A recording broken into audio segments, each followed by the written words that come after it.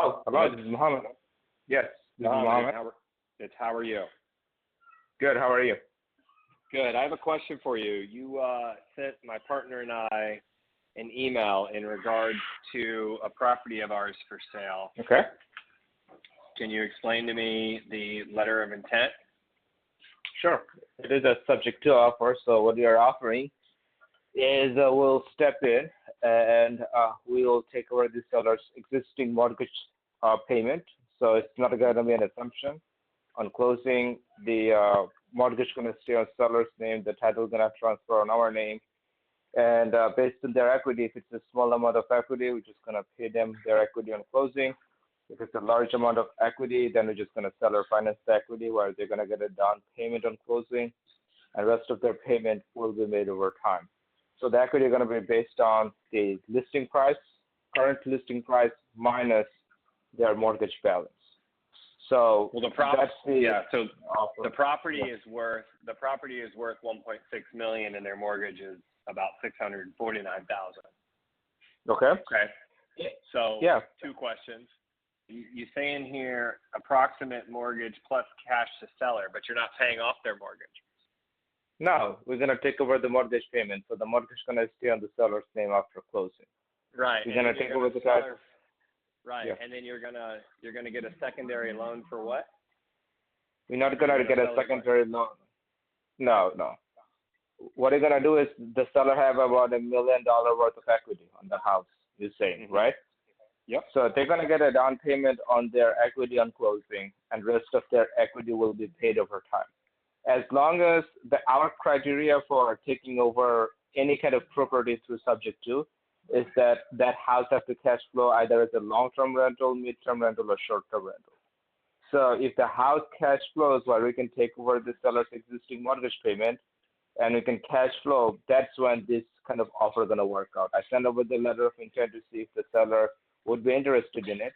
And if they are, I would like to see their most recent mortgage statement so that way I can determine whether or not this house is going to cash flow. And based off of that, I can let you know what kind of down payment you're going to put down for their equity on closing and how we're going to handle the rest of the equity after closing.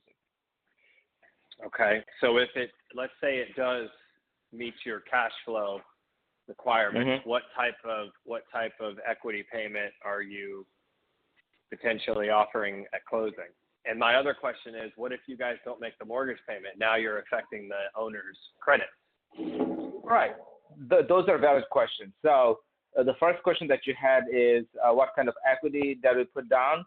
We put down anywhere between 10% to 50% of the equity up front, depending on the cash flow of the house. So if the cash flow is fantastic, where we can turn it into an Airbnb and we can get a cash flow of 15 to 20,000 after all expenses, great. We don't mind paying a lot of equity up front. I don't think you can Airbnb. It's in an HOA community. Right. So let's say you have a house that only can be qualified for a long-term rental. Then based on the cash flow you can get as a long-term rental, we're gonna be able to make an offer to that. That's what I said. We look at 3 different exit strategy: long-term, mid-term, or short-term. Mm-hmm. So if it doesn't pass the short-term criteria, okay, now we're gonna look at long-term and mid-term and what kind of cash flow you're gonna get. Your second question was, what if we default on the payment, which is absolutely valid. So when we go through the title company, just like every other transaction, mm-hmm. Okay? And on the closing, there is a specific promissory note that put on place that is signed by the seller and us, which basically says that our company is now responsible for any expenses related to the house after closing. And if we ever default on a single mortgage payment of the seller's mortgage while it stays on their name, or the equity payment, mortgage payment or an equity payment, a single payment, the seller can take the deed back of the house without any foreclosure process. And to put another layer of security in there, we actually service all the payment, means that the seller's equity payment and the mortgage payment through a third-party mortgage servicing company. We use Westar and Evergreen, and they actually take out the money off of our account 5 days before the mortgage and the equity payment is due, and they make payment to both of the seller's mortgage and their equity and they send a documented email to the seller and us, and that way all parties can be up to date on the mortgage payment has been made, and seller is in the good standing, we're in the good standing. We never defaulted, but if we ever default, what needs to happen is they have the documentation that says that we defaulted on the mortgage. Seller have to take that documentation, that email, to the title company that we closed with. They have to show them that, hey, we closed in on the deal, the buyer defaulted. What kind of documentation do I need to file and file with the county to take the property back? In that scenario, the title company will give them the documentation that they need to fill out and file with the county. It will cost them between $50 to $75. Once they fill those out, file it with the county, that deed will get transferred back automatically on their name. We call that an all-inclusive deed of trust. So there's no foreclosure. But what if there's a current lease or tenant in the property? They cannot by law vacate the tenant. We take over. We took over a property in Baytown, Texas, on last Friday, where there is a Section 8 tenant until the November. And by taking over the tenant, we was actually at least was breaking even with the property and the mortgage payment. So we did that. Okay. We do take over tenant in there, depending on the cash flow they have. No, Yeah. Muhammad, the reverse.